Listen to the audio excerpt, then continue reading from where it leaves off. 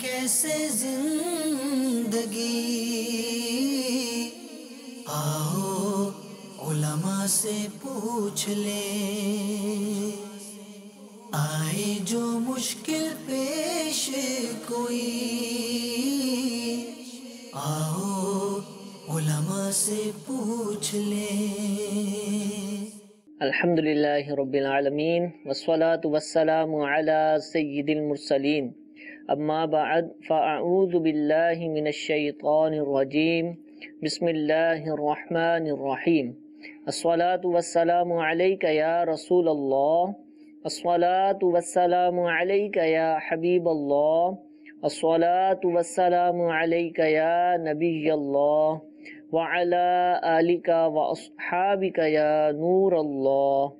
پیارے اور محترم اسلامی بھائیوں، دارالافتاء اہل سنت سلسلے میں مرحبا کہتے ہیں، درود پاک کی فضیلت سنتے ہیں۔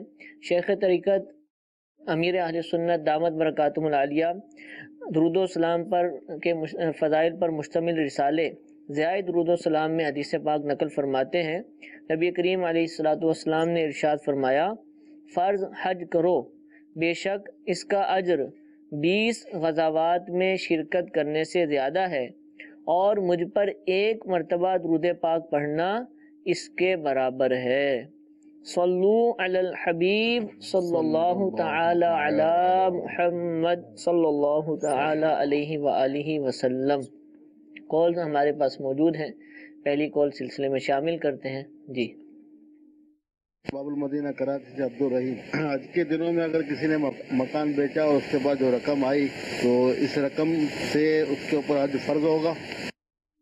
جی حضور، حج کے دنوں میں مکان بیچا، اچھا اسی طرح حج کے دنوں میں ریٹائرڈ ہوا اپنی کسی جاب سے، اس کو گریجویٹی فنڈ وغیرہ ملا، یا حج ہی کے دنوں میں BC کھلی رقم آ گئی، تو اب یہ مختلف چیزیں ہیں کہ وہ اگرچہ تھوڑے دنوں میں کسی اور کام میں صرف ہو جائیں گی، شادی کرنے میں استعمال ہو جائے گی یا کسی اور میں، لیکن اب چونکہ حج کے دن ہیں، فارم بھرے جا رہے ہیں، رقم اس کے پاس موجود ہے، تو حج فرض ہو جائے گا۔ الحمدللہ رب العالمین والصلاة والسلام علی سید الانبیاء والمرسلین۔ جیسے کہ سائل محترم کا جو اپنا ایک سوال تھا کہ اگر کسی نے حج کے ان دنوں میں، جن دنوں میں حج کی فارم وغیرہ بھرے جاتے ہیں، اپنا مکان بیچا ہے تو کیا اس قیمت کے اوپر جو حاصل ہوئی ہے حج لازم ہوگا یا نہیں ہوگا؟ تو یہ دیکھا جائے گا کہ ان کی یہ جو مکان بیچ کر بسا اوقات یہ ہوتا ہے کہ دوسرا ہی مکان خریدنا ہوتا ہے، جی جی، یہ بکے گا تو اب دوسرا ہی مکان ان کو خریدنا تھا، تو اب چونکہ ایک ضرورت کی چیز سے دوسری ضرورت کی چیز کی طرف یہ منتقل ہو رہے ہیں۔ اب یہ دیکھ لیں کہ اگر اس مکان کو بیچ کر جو رقم حاصل ہوگی دوسرا مکان میں لگ جائے گی تو اس کے بعد کچھ نہیں بچتا ان کے پاس، حاجت و ضرورت سے زائد اتنا مال اسباب کہ جس کے ذریعے یہ سفر حج کے اخراجات برداشت کر سکیں، اور اپنی غیر موجودگی میں جو ان کے اوپر نان نفقہ ان کے اہل و عیال کا لازم ہے وہ بھی یہ کر سکیں، اتنا مال نہیں بچتا تو پھر حج لازم نہیں ہوگا۔ ٹھیک ہے، اور اگر ضرورت سے زائد کوئی مکان تھا، وہ ویسا تھا اور وہ بیچ دیا ہے، اور جو رقم حاصل ہوئی ہے فی الوقت کسی بھی مکان میں اس کو صرف نہیں کرنا، وہ رقم جو حاصل ہوئی ہے وہ اب اکاؤنٹ میں رہے گی، برقرار رہے گی، تو حاجت و ضرورت سے اگر وہ رقم زائد ہے تو پھر حج کی صورت ان کے اوپر بنے گی۔ ٹھیک، تو اسی طرح جو گریجویٹی اور دیگر ذرائع سے جو رقم آ جاتی ہے، جس میں سے ایک مثال آپ نے کمیٹی کھلی اور یوں رقم آ جاتی ہے، تو کمیٹی میں کھلنے والی رقم کی کچھ صورتیں یہ ہوتی ہیں کہ بسا اوقات جمع کراتے کراتے کراتے وہ آخر میں ہی جا کے کھلتی ہے۔ ٹھیک ہے، اور جس وقت کھلی ہے وہ حج کا موسم ہے کہ قافلے بن رہے ہیں، فارم بھرے جا رہے ہیں، اور ان کو جب رقم ملی ہے تو ان کی اپنی ہی رقم مل رہی ہے جو انہوں نے جمع کرائی ہوئی تھی، تو جب وہ رقم مل رہی ہے اور حاجت و ضرورت سے وہ فارغ ہے اور حج کے شرائط میں اگر پائے جا رہے ہیں تو حج ان کے اوپر لازم ہوگا۔ ٹھیک ہے، یعنی حج بھی اس رقم سے وہ کر سکیں۔ ٹھیک ہے، اور اگر ایسا ہے کہ عام طور پہ جیسے پہلی دوسری بیسیاں لوگوں کو مل جاتی ہیں، اب وہ جو رقم ملی ہے وہ ان کے اوپر قرضہ چڑھ جاتی ہے، قرض کے واپس کرنے، اب جتنے انہوں نے 5 لاکھ کی اگر BC لی ہے یا 3 لاکھ کی ان کو BC ان کو مل گئی شروع میں ہی، تو اب یہ 3 لاکھ ان کے اگرچہ ہو گئے، لیکن اس 3 لاکھ میں انہوں نے اگر 1-2 BCیاں جمع کرائی ہوں گی تو اس کے بعد اس کے علاوہ جو بقیہ رقم ہے وہ ان کے اوپر قرضہ ہے. ٹھیک ہے.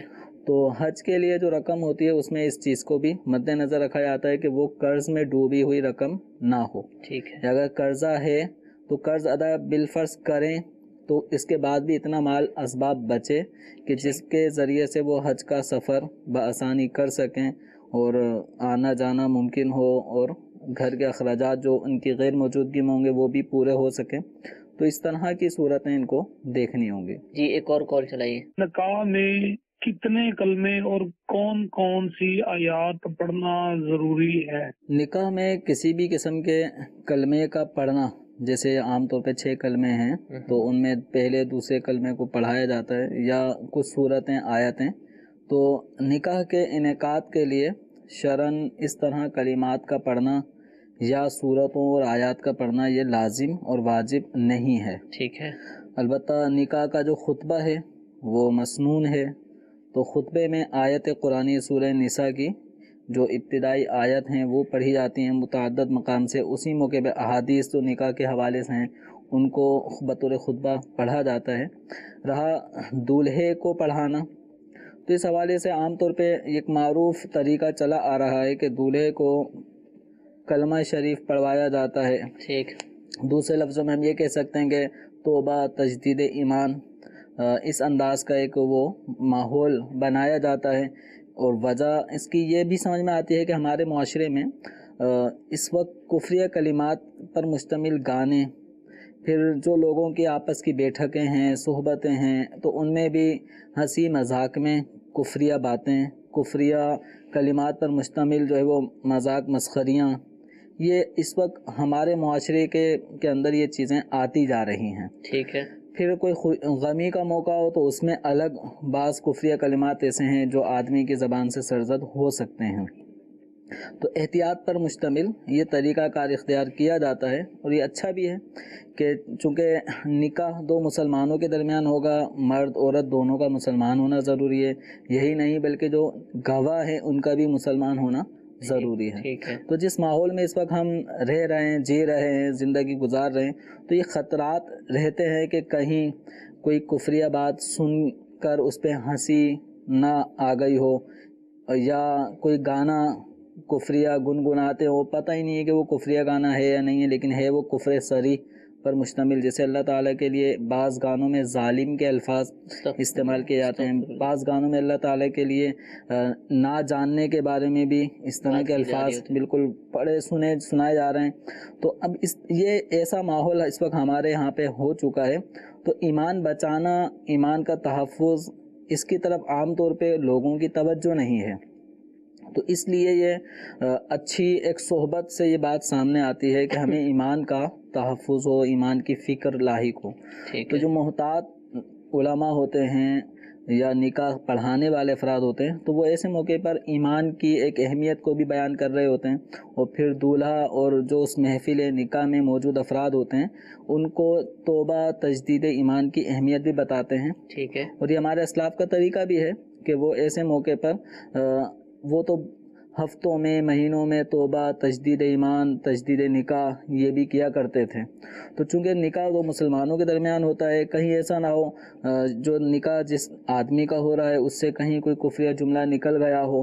ٹھیک ہے. تو یہ نہیں کہ اس پہ لازم ہے کہ نکاح سے پہلے اس کو یہ کرنا ہے، جب تک اس سے کفر کا صدور، سرزد ہونا یقینی طور پہ معلوم نہ ہو اس وقت تک تو اس پہ لازم نہیں کر سکتے. یہ ساری باتیں ہوتی ہیں احتیاط پر مبنی.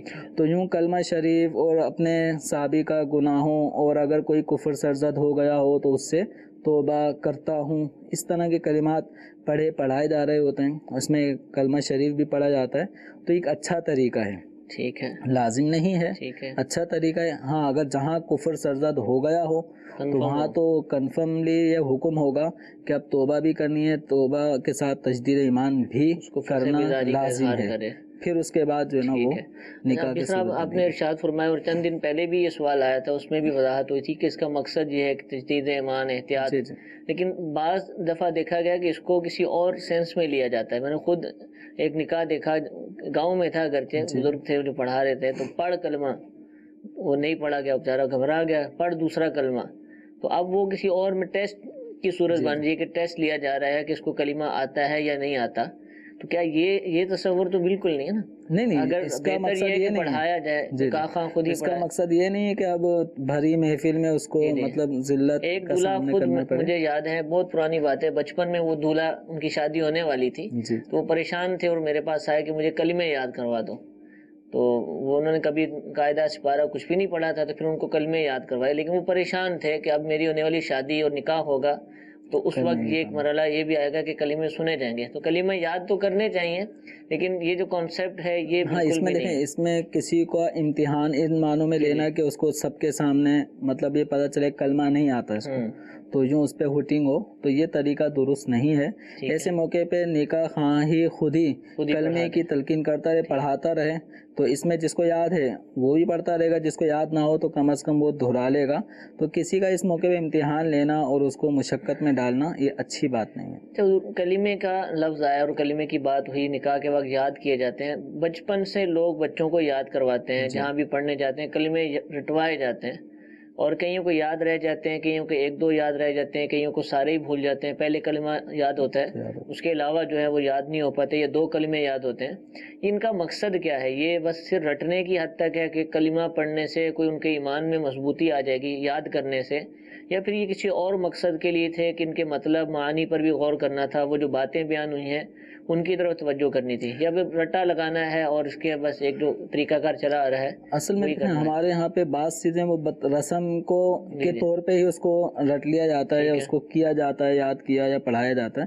اگر ان سب چیزوں پہ غور کریں تو پہلا کلمہ جو ہے اور دوسرا کلمہ یہ چونکہ توحید و رسالت کی گواہی پر مشتمل ہے کہ اس میں تو بنیادی جو ایمان کی دو اہم ترین چیزیں کہ اللہ تعالیٰ کے وحدہ لا شریک ہونے کا اقرار کرے بندہ کہ وہی معبود برحق ہے، اور دوسرا جو معاملہ ہے کہ نبی کریم صلی اللہ تعالیٰ علیہ وآلہ وسلم اللہ تعالیٰ کے سچے رسول ہیں. یہ ایمان کی یہ دو بنیادی چیزیں ہیں. اس کے بعد ہم تیسرے کلمے کی طرف آتے ہیں. تو تیسرے کلمے میں سبحان اللہ، الحمدللہ، یہ تسبیحات ہیں، اور ان کی اپنی ایک برکتیں ہیں کہ ان کلمات کو پڑھنے والا اس کے لیے ایک ایک کلمے پہ جنت میں درخت لگ جاتا ہے. ان کلمات کو یاد کروایا جاتا ہے. پھر اس کے بعد چوتھے کلمے کی طرف آ جائیں تو اس میں بھی اللہ تبارک و تعالیٰ کی وحدانیت کا بیان ہے، اور اللہ تعالیٰ کی صفات بھی اس کے اندر کچھ مذکور ہیں. اسی طرح پانچواں جو کلمہ ہے، ان پانچویں کلمے کے اندر استغفار کی جا رہی ہے، گناہوں سے توبہ کی جا رہی ہوتی ہے، اپنے اگلے پچھلے گناہوں کو گویا ہم جب توبہ کریں اللہ تعالیٰ کی بارگاہ میں تو اس طرح کی باتوں کو مد نظر رکھ کر توبہ کیا کریں کہ جانے انجانے نئے پرانے جس طرح کے گناہ ان سب سے توبہ کریں. چھٹا جو کلمہ پڑھا جاتا ہے رد کفر اس کا نام ہے. تو اس کے اندر یہ ہوتا ہے کہ کفر اور کفر تک لے جانے والے جو گناہ ہیں ان تمام کا نام لے لے کر انسان جو ہے وہ اللہ تعالیٰ کی بارگاہ میں توبہ کر رہا ہوتا ہے. اور پھر ایک تجدید ایمان کا بھی وہاں پر پہلو موجود ہے. چھٹا جو کلمہ ہم پڑھتے ہیں رد کفر جس کو کہا جاتا ہے اس کلمے کا نام، تو اس میں تجدید ایمان کا بھی ایک پہلو موجود ہے. تو یہ ساری چیزیں، اسی طرح ایمان مفصل، ایمان مجمل، یہ بنیادی جو اعتقاد جن چیزوں پہ ایک مسلمان کا ہونا چاہیے، ایمان مفصل مجمل ان چیزوں پر مشتمل ہے. تو بچپن میں جو چیزیں یہ یاد کروائی جاتی ہیں تو محض ان کا مقصد رٹنا نہیں ہوتا، ان میں جو معنی مفاہیم ہیں تو ان پر بھی غور کرنا اور ان کے مطابق اپنی زندگی کو گزارنا، یہ گویا مسلمان کو بچپن ہی سے یہ ڈائریکشن دی جا رہی ہوتی ہے. تو اس میں اگر ہمارے جو اساتذہ ہیں، پڑھانے والے ہیں، تو ان کو چاہیے کہ اپنے ان طلباء کو جب یہ چیزیں یاد کروائی جا رہی ہوتی ہیں تو ان کے معنی بھی سمجھائیں، اور ان کو یاد کرنے کا یہ مقصد بھی بتائیں، تاکہ بسا اوقات یہ خالی تختی، بچوں کی مثال ایسی ہے جیسے خالی تختی ہے، سادی تختی، اس میں جو لکھا جائے گا نقش ہوتا جائے گا. وہ بچپن کی ایک چھوٹی سی بات بھی بڑے ہونے کے بعد بھی بڑے آدمی کو بھی یاد رہتی ہے، استاد نے مجھے اس موقع پر یہ جملہ سکھایا تھا. تو استاد کو بھی چاہیے اللہ تبارک و تعالیٰ کے اس دین متین کے جو تعلیمات ہیں وہ اپنے طلباء کے ذہنوں میں نقش کریں تو اس سے بڑا فائدہ ہوتا ہے. ٹھیک ہے، اللہ تعالیٰ ہمیں توفیق دے. کلمے لکھے ہوئے ملتے ہیں، کتابوں کے اندر موجود ہوتے ہیں. غالباً نماز کے احکام میں بھی یہ کلمے موجود ہیں، مدنی پن سورہ میں بھی شاید یہ موجود ہیں. اور مزید یہ کہ امیر اہل سنت دامت برکاتہم العالیہ نے مدنی انعامات کے اندر بھی اس کو شامل کیا ہوا ہے تاکہ یہ دہرائے جاتے رہیں. اور تو لہٰذا ان کو سیکھیں، ان کے ترجمے کو پڑھیں، علماء کرام سے کی صحبت اختیار کریں، ان سے معلومات لیں. کسی لفظ کے بارے میں نہیں پتہ چل رہا کہ اس سے کیا مراد ہے، کس حوالے سے گفتگو کی جا رہی ہے، تو انشاءاللہ. اور یہ بزرگوں سے چلا آ رہا ہے، کئی عرصوں سے یہ موجود ہے. یہ صدیاں مطلب ہو گئی ان کلمات کو پڑھتے پڑھتے. اب باقاعدہ ایسا نہیں ہے کہ حدیث شریف میں کوئی اس طرح 6 کلمے اور ایمان، لیکن قرآن و حدیث کے مخالف بھی کوئی بات. قرآن و حدیث کی جو تعلیمات ہیں نا وہ ان کے اندر، ان کا نچوڑ میں موجود ہے. ماشاءاللہ. تو اس پر کوئی نہیں کہتا کہ صحابہ کرام نے تو نہیں پڑھے تو آپ کیوں پڑھتے ہیں، سبھی اس کو پڑھ رہے ہوتے ہیں. جی تو یہ جو ایسا نہیں کرنا چاہیے. اعتراضات کرنے والے کو یہ بھی سوچنا چاہیے کہ میں جن چیزوں پہ اعتراضات کر رہا ہوں کیا ان کی قرآن و حدیث سے ان کی اصل ثابت ہے یا نہیں. اصل اگر ثابت ہے تو اعتراض کوئی مخالف نہیں ہے، قرآن و حدیث کے موافق ہیں، کوئی منع نہیں کیا قرآن پاک نے، تو ان کو پڑھنا چاہیے، ان کو سمجھنا چاہیے اور ان کے مطابق ہی زندگی گزارنے کی کوشش ہونی چاہیے. وہ کئی تو ایسی چیزیں کہ جو اعتقاد سے تعلق رکھتی ہیں، وہ عقیدہ رکھنا ہی رکھنا ہے، اس میں تو کوشش نہیں بلکہ واقعتاً وہ کام کرنا ہمارے لیے ضروری ہوگا. اللہ تعالیٰ ہم سب کو توفیق عطا فرمائے. مدنی قافلوں کے مسافر بنتے رہیں گے تو انشاءاللہ یہ چیزیں یاد بھی رہیں گی، ان کے سیکھنے کا، ان کے مطالب سمجھنے کا موقع ملے گا. مدنی انعامات پر عمل کیجیے تو انشاءاللہ اس سے بھی بہت زیادہ فوائد حاصل ہوں گے. اللہ تعالیٰ ہم سب کو توفیق دے. ایک اور کال سلسلے میں شامل کرتے ہیں. جی میرا یہ سوال ہے مفتی صاحب سے کہ کیا خواجہ سرا کا جنازہ پڑھا جاتا ہے؟ اگر پڑھا جاتا ہے تو کیسے؟ جی اب یہ خواجہ سرا تو اب ایک اصطلاح بنا لی گئی ہے، حکم شریعت کے اعتبار سے آپ بتا دیجئے کیا ہے. شرعی حوالے سے دیکھیں، یہ جو مرد عورت ان کے درمیان میں جو جس کو جنس کو ہجڑا کہا جاتا ہے تو اس کی بھی نماز جنازہ پڑھی جائے گی. یہ بھی مسلمان ہے، اس کا بھی جنازہ پڑھا جائے گا. تو ایسا نہیں ہے کہ ان کا جنازہ نہ پڑھا جائے. بس اوقات شاید مشہور یہ ہے کہ ان کا جنازہ نہیں پڑھتے، اسی کیٹیگری کے لوگوں کو ہی اس کو دے دیتے ہیں تو وہی پڑھیں. ایسا نہیں ہے، یہ بھی مسلمان ہے، یہ بھی مسلمانوں کے ساتھ رہتا ہے، اس کے بھی وہی احکامات ہیں. البتہ جن احکامات میں فرق ہوگا وہ ہے، لیکن جس طرح عورت انتقال کر جاتی ہے اس کی نماز جنازہ پڑھی جاتی ہے، پھر اس کی تدفین کا معاملہ ہوتا ہے، اسی طرح ان کے بھی نماز جنازہ پڑھی جائے گی اور ان کے بھی تدفین کے معاملات ہوں گے، مسلمانوں کی طرح ہی ہوں گے. اور دعا کے کیا احکام ہے؟ دعا کون سی؟ دعا اس میں یہ ہے کہ بالغ مرد و عورت کی جو دعا ہے، اگر یہ بڑا ہے تو بالغ مرد و عورت کی دعا پڑھی جائے گی، اس میں فرق نہیں ہوتا. اس میں فرق. ٹھیک ہے، جزاک اللہ. جی ایک اور کال چلائیے. دارالفتہ میں میرا یہ سوال ہے کہ میت کو سرما لگانا کیسا ہے؟ جی میت کو سرما لگانا، اور کئی دیہاتوں میں دور دراز یہ بھی ہے کہ کنواری عورت انتقال کر جائے تو اس کا میک اپ کیا جاتا ہے، مختلف طرح کی چیزیں کی جا رہی ہوتی ہیں. تو کیا کیا میت کے ساتھ کیا جا سکتا ہے؟ دیکھیں میت جو ہے نا، یہ انتقال اس کا ہو چکا ہے، اب اس نے جانا ہے قبر میں، تو میت محل زینت نہیں ہے. محل زینت کا مطلب یہ ہوتا ہے، محل سے مراد جگہ، زینت سے مراد یہ ہے کہ اس کو آراستہ کیا جائے، اس کا سنگھار کیا جائے. تو میت محل زینت نہیں ہے. یہ فقہ کے کلمات کو میں یہاں پہ بیان کر رہا ہوں، اس کی آگے تفصیل ہی کرنی تھی. تو محل زینت نہیں ہے، اس کا مطلب یہ ہے کہ اس کا بناؤ سنگھار نہیں کیا جائے گا، اس کا میک اپ نہیں کیا جائے گا. تو سرما لگانا یہ میک اپ اور زینت والی چیز ہے، آنکھوں کو خوبصورت کیا جا رہا ہوتا ہے.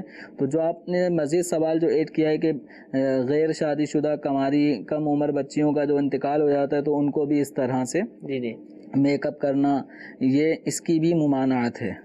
حتیٰ کہ اگر کسی نے اپنی زندگی میں ناخن بڑھائے ہوئے تھے تو اس کے ناخن بھی نہیں کاٹیں گے، کہ ناخن کاٹنا یہ انگلیوں کو خوبصورت بنا رہا ہوتا ہے، تو ناخن نہیں کاٹے جائیں گے. اس کے بال اگر بڑے ہوئے ہیں، جیسے مونچھیں بہت زیادہ لمبی تھی تو مونچھیں نہیں کاٹی جائیں گی. یا حتیٰ کہ اگر نہلانے کے بعد، جس طرح ایک عام زندہ آدمی نہانے کے بعد پھر وہ اپنے بالوں کو کنگھا کرتا ہے، تو مردے کی غسل کے بعد اس کے بالوں میں کنگھا بھی نہیں کیا جائے گا.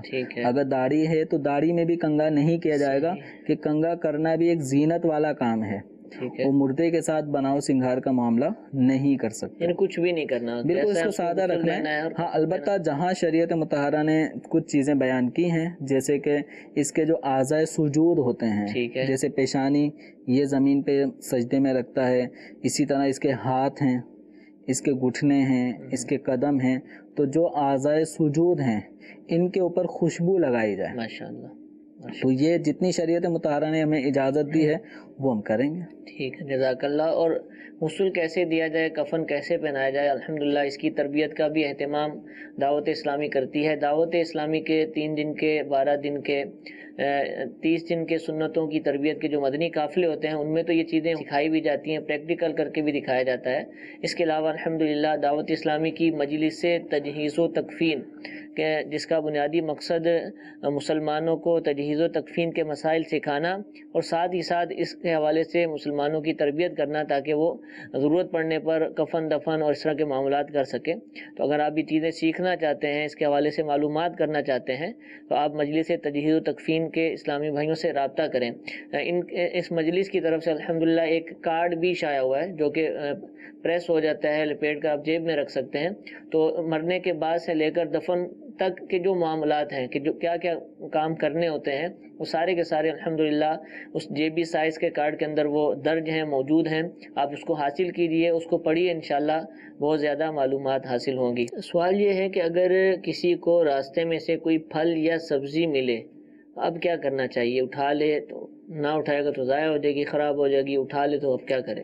اس میں یہ ہے کہ اگر وہ چیز ایسی ہے، یہ جگہ بھی ایسی ہے کہ جہاں سے کوئی گزر رہا ہے، پڑے پڑے خراب بھی ہو سکتی ہے، تو ایسی چیز کو اٹھا لے، اور لگتا ہے اس کا مالک اب نہیں آئے گا، اندیشہ ہے اور یہ یعنی ذہن بن رہا ہے، تو پھر کسی غریب مستحق شخص کو یہ دے دیں۔ ٹھیک ہے۔ اچھا، سبزی سے اور راستے سے اور گزرگاہ سے ایک توجہ گئی کہ آج کل آپ نے بھی سنا ہوگا یہ واقعات ملتے ہیں، اور گنے کا جو کسان ہے یا گنا فروخت کرنے والوں کو یہ شکایت بھی رہتی ہے کیونکہ گنا جو ہے نا عموماً ٹرالی کے اندر جاتا ہے اور وہ پیچھے بالکل فل ہوتی ہے، آگے جو ڈرائیور ہوتا ہے اس کو جو میرر ہوتا ہے اس سے نظر کچھ نہیں آتا کیونکہ اس کی ساری جگہ گھیری ہوتی ہے، تو گنا بہت چوری ہوتا ہے۔ میں نے خود بھی دیہاتوں میں اگر سفر ہوا تو دیکھا ہے کہ وہ جا رہا ہوتا ہے، وہ سلو رفتار میں جاتی ہیں ٹرالیاں وغیرہ، پیچھے سے وہ کھینچ لیتے ہیں اور اس کو استعمال بھی کرتے ہیں اور سمجھا جاتا ہے کہ شاید یہ کوئی مسئلہ نہیں ہے۔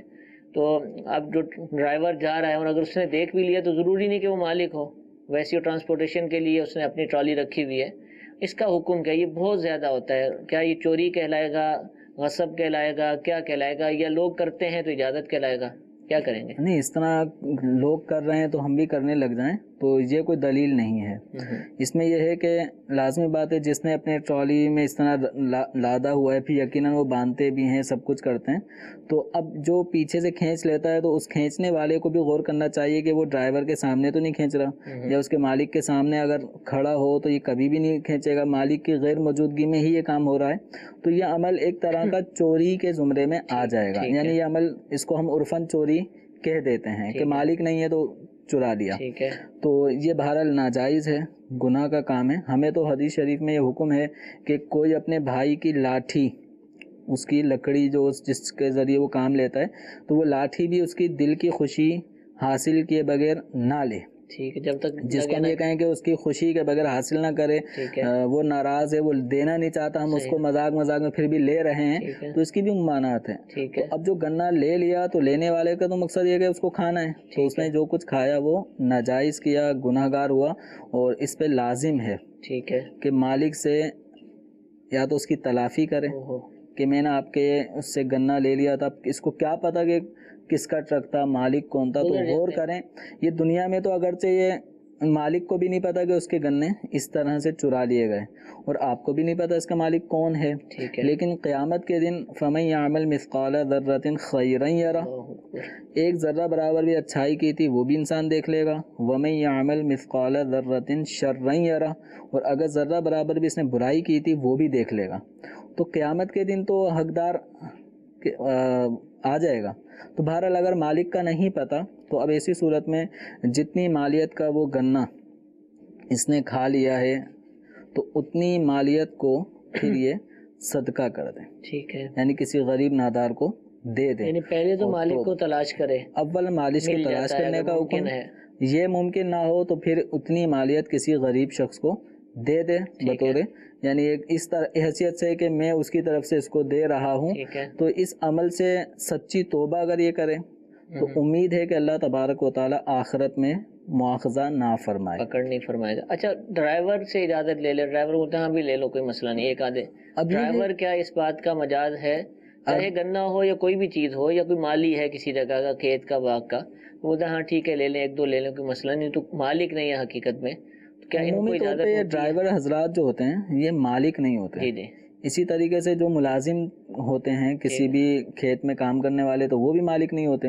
تو ان کی اجازت سے بھی کوئی نہیں لے سکتا جب تک کہ مالکان کی طرف سے ان ڈرائیورز کو یا کام کرنے والے ملازمین کو کسی حد تک اجازت نہ ملی ہو کہ آپ جس کو چاہیں تھوڑا بہت جتنا چلتا ہے وہ دے دیا کریں، کوئی مانگ رہا ہے تو دے دیا کریں، اجازت ہے تو جتنی معروف مقدار میں دینے کی اجازت ملی ہے یہ اتنا ہی دے سکیں گے، اس سے زائد نہیں دے سکیں گے۔ جیسے عام طور پہ یہ ہوتا ہے بڑی شاپس پہ جو کام کرنے والے ہوتے ہیں، ملازمین بھی ہوتے ہیں، سیلز مین بھی کام کر رہے ہوتے ہیں وہاں پر، تو فقیر آ رہے ہوتے ہیں، اس وقت مالک ہوتا ہے نہیں ہوتا، لیکن اتنا پتہ ہے کہ فقیر کوئی آتا ہے تو مالک بھی دیتا ہے، اور مالک کی طرف سے اس کا سیل مین کو بھی اجازت ہے کہ 10 15 20 روپے تک کی کوئی آ جائے تو آپ دے دیا کریں، ٹھیک ہے، تو اتنی معروف اجازت تک تو وہ دے دے گا اگرچہ مالک موجود نہ بھی ہو، لیکن اس کی پرمیشن اس کو حاصل ہے۔ اچھا لوگ اگر کوئی یہ سمجھے اصل میں یہ کام بہت زیادہ ہوتا ہے، بولے کہ بھئی یہ تو مالکوں کو پتہ ہوتا ہے کہ اتنا جانا ہی جانا ہے، اتنا ہمارا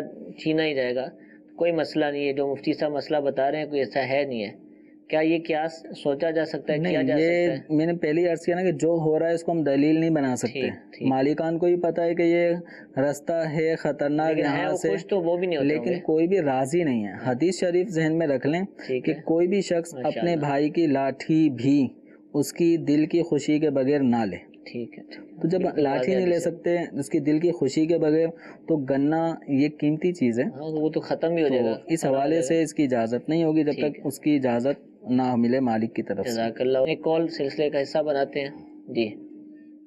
صاحب سے یہ سوال ہے کہ وہ فجر کی نماز پڑھ لیتے ہیں، وضو کر کے جرابیں ڈال لیتے ہیں، تو باقی نمازوں میں مسح کرنا جائز ہے؟ پھر اتار کے وضو کریں۔ جرابوں کا لفظ کہا ہے انہوں نے، جرابیں جو ہمارے یہاں پہ جس کے لیے استعمال ہوتا ہے یہ لفظ، یہ ہوتا ہے کپڑے کے جو عام طور پہ نارمل جوتوں کے اندر پہنے جاتے ہیں، تو کپڑے اونی کپڑوں دھاگوں سے جو بنا ہوا ہوتا ہے تو اس پر مسح نہیں کر سکتے، ان کو اتار کر پاؤں ہی دھونے ہوں گے۔ جن موزوں پر مسح ہوتا ہے وہ چمڑے کے ہوتے ہیں یا موٹے ریگزین کے ہوتے ہیں، تو ان کے پھر شرائط ہیں، ان کے مطابق وہ موزہ اس قابل ہو جاتا ہے اگر ان شرائط کو پورا کر رہا ہو، موزے کے اپنے شرائط ہیں، تو پھر اس پہ مسح کرنا ہی کفایت کرے گا، اب دھونے کی حاجت نہیں ہوگی۔ لیکن جو عام طور پہ ہمارے جوتوں میں پہنے جانے والے موزے یا عام طور پہ لوگ چپلوں کے ساتھ بھی وہ اونی دھاگوں والا موزہ پہن لیتے ہیں، اس پر مسح کرنا کافی نہیں ہے، ان کو اتار کے پاؤں ہی دھونے ہوں گے۔ ٹھیک ہے، جزاک اللہ۔ اچھا سوال یہ پوچھا جا رہا ہے کہ کیا لنڈے کے کپڑے وغیرہ جو ہے وہ بغیر دھوئے پہن سکتے ہیں؟ اس طرح جو باہر ممالک سے جو کپڑے درآمد ہوتے ہیں تو ان کو عام طور پہ مارکیٹ میں بھی بیچا جا رہا ہوتا ہے، تو یہ ایک سوال عام طور پہ لوگوں کے ذہن میں آتا ہے کہ کیا کپڑے دھوئے بغیر پہن سکتے ہیں، نہیں پہن سکتے، نماز ہوگی یا نہیں ہوگی؟ تو اس میں یہ ہے کہ جب تک اس کپڑے کے اوپر کسی قسم کی نجاست کا لگنا یقینی طور پہ معلوم نہیں ہو رہا تو وہ کپڑا پاک ہے، ٹھیک ہے۔ البتہ فقہ کرام نے یہ لکھا ہے جیسے بے نمازی آدمی کے کوئی کپڑے ہیں تو وہ کپڑے پہنے جا رہے ہیں، تو ایسی صورت میں احتیاطاً جو شلوار والا حصہ ہے اور جہاں اعضائے سطر والا حصہ ہے اس حصے کو دھو لیا جائے، یہ بہتر ہے کہ عام طور پہ بے نمازی لوگ پیشاب کے قطروں ان چیزوں کا احتیاط نہیں کرتے، ٹھیک ہے، تو یہ ہے کہ دھو لینا لازم نہیں ہے جب تک نجاست کا یقین نہ ہو، لیکن اگر کوئی دھو لیتا ہے تو یہ اچھی بات ہے، ایک دل کا اطمینان بھی ہو جائے گا، لیکن اگر نجاست نہیں لگی ہوئی اور اس کو پہن کے نماز پڑھ لی تو نماز ہو جائے گی۔ ٹھیک ہے، ٹھیک ہے، جزاک اللہ جی۔ ایک کال چلائیے۔ میرا سوال یہ تھا کہ مکان بیچنا چاہ رہے ہیں نا، والدہ کا مکان، تو 4 بہنیں 2 بھائی ہیں، والدہ ہیں، تو اس کا حصے کا معلوم کرنا ہے شرعی طور پہ۔ بہنیں 2 بھائی 1 والدہ اور مکان بھی والدہ کا ہے. تو اس کا مطلب ہے کہ والدہ محترمہ ان کی حیات ہیں، اللہ تعالیٰ انہیں دراز عمر بالخیر عطا فرمائے. تو زندگی میں جو بھی اپنا مال انسان دے رہا ہوتا ہے اپنی اولاد کو تو وہ وراثت نہیں ہوتی. ٹھیک ہے. جب وراثت نہیں ہوتی تو وہ ہے ایک تحفہ اور گفٹ. ٹھیک ہے. اور تحفے اور گفٹ کے احکامات یہ ہیں کہ اولاد کے درمیان جب تک کہ ان میں کوئی وجہ ترجیح نہ پائی جائے، مثال کے طور پہ ایک بیٹا عالم دین ہے، بقیہ نارمل ہیں، تو عالم دین ہونے کی وجہ سے اس کی فضیلت دینی کے باعث اس کو زیادہ، اور بقیہ کو اگر وہ نارمل دے رہا ہے یعنی اس کو زیادہ دے رہا ہے تو اس میں کوئی حرج نہیں ہے. اور اگر سب ہی برابر ہیں، سبھی عالم دین ہیں، ٹھیک ہے، یا کوئی بھی عالم دین نہیں ہے، کوئی دینی وجہ فضیلت نہیں پائی جا رہی، سب یکساں ہیں، تو پھر بہتر یہ ہے کہ ان سب کو برابر برابر دیں، لڑکا ہو یا لڑکی. ٹھیک ہے. جیسے ان کے اولاد میں 6 افراد ہیں تو اگر یہ ان کی والدہ دینا چاہتی ہیں تو 6 حصے کر لیں، ٹھیک ہے، لڑکی کو بھی لڑکے کے برابر دیں. یہ وراثت نہیں ہے کہ جس میں للذکر مثل حظ الانثیین کا حکم ہے کہ لڑکا 2 لڑکیوں کے برابر حصہ لے گا. تو برابر برابر دیں، لڑکے لڑکی سب کو، یہ بہتر عمل ہے. اور اگر لڑکے کو ڈبل اور لڑکی کو سنگل دے رہی ہیں گفٹ کرتے وقت تو یہ بھی جائز ہے. ٹھیک ہے. اور البتہ یہ دیکھ لیں کہ وراثت کی روح سے ابھی کسی بھی بیٹے یا بیٹی کا اپنی والدہ کے زندگی میں ان کے مکان میں کوئی ان کے کسی بھی مال میں حق وراثت حاصل نہیں ہے. تو عام طور پہ ہوتا یہ ہے کہ باپ اور ماں جب بوڑھے ہو جاتے ہیں تو ان کو اپنی اولاد کی ساتھ رہنا ہوتا ہے. اب ادھر اولاد بڑی ہو جاتی ہے تو یہ بھی اپنے ماں باپ کا بنایا ہوا مکان وہ بکواتے ہیں. بکوانے کے بعد اب بوڑھے ماں باپ کہاں جائیں؟ تو پھر یہ مطالبہ کرتے ہیں کہ ہمیں اتنے چاہیے، 10 لاکھ 3 لاکھ 5 لاکھ کچھ نہ کوئی مطالبہ کر رہا ہوتا ہے. ماں باپ کے پاس کہیں سے پیسے آتے ہیں، پھر یہ مکان ہی بیچنا پڑ رہا ہوتا ہے. تو اگر یہ کنڈیشن ہے تو دیکھیں جو بھی شخص زندہ ہے ابھی اس کے مال میں کسی بھی شخص کا کوئی حق وراثت کے طور پہ نہیں ہے. جو اپنے والد یا والدہ سے ان کے جیتے جی وراثت کا مطالبہ کرنا جس کو وہ ادا کرنے پر راضی بھی نہ ہوں اور یہ مطالبہ کر رہا ہے تو یہ والدین کی دل آزاری ہے اور یہ جائز نہیں ہے. ہاں اپنی زندگی میں خوشی سے کوئی اپنی جائیداد اگر تقسیم کرنا چاہتا ہے تو وہ تقسیم کر سکتا ہے. اور جائیداد، جگہ، اس طرح کی چیزیں باقاعدہ پھر چونکہ یہ گفٹ ہوں گی اور گفٹ میں جو بھی جس کو دینا ہے وہ برابر برابر دینا یہ بہتر ہے. اولاد میں تقسیم کریں. پھر یا تو ایک صورت ہے کہ مکان بیچ کر جو اماؤنٹ آئے گی تو جتنا یہ خود رکھنا چاہیں والدہ وہ اپنے لیے جتنا رکھنا چاہیں رکھ سکتی ہیں، بیٹے بیٹیوں سب کو پھر برابر برابر تقسیم کر دیں. اس میں کس کو کتنا ملے گا ایسا کوئی فکس معاملہ نہیں ہے کیونکہ یہ وراثت نہیں ہے، یہ گفٹ ہے. ٹھیک ہے جی، جزاک اللہ. ایک میسج مزید سلسلے میں شامل کرتے ہیں کہ اگر کوئی نبی پاک صلی اللہ تعالی علیہ وسلم کی طرف منسوب کر کے کوئی تحفہ دے تو کیا اس کا یقین کر لیا جائے کہ بھئی یہ آپ کے لیے تحفہ دیا ہے؟ مطلب نبی کریم صلی اللہ علیہ وسلم نے بھیجا ہے. ہاں جی. اب وہ خواب میں ملے اور کہا کہ یہ یوں کر کے. اب یہ ہے کہ دینے والا شخص اگر ایسا ہے کہ جس کے بارے میں جھوٹ کا گمان نہیں ہو رہا اور وہ یہ کہہ رہا ہے تو اس کے تسلیم کرنے میں کوئی مذائقہ نہیں ہے. کہ نبی کریم صلی اللہ تعالی علیہ وآلہ وسلم نے وصال ظاہری کے بعد بھی اپنے امتیوں پہ کرم فرمایا ہے. جیسے کہ قصیدہ بردہ شریف مشہور جو قصیدہ ہے عرب و عجم میں اس کو بالکل پڑھا جاتا ہے اور اس کو پڑھ کے لوگ ہاں جی مولایا صلی وسلم دائماً ابدا علی حبیبی کا خیر الخلق کلہم، یہ پورا کئی اشعار پر مشتمل یہ قصیدہ ہے.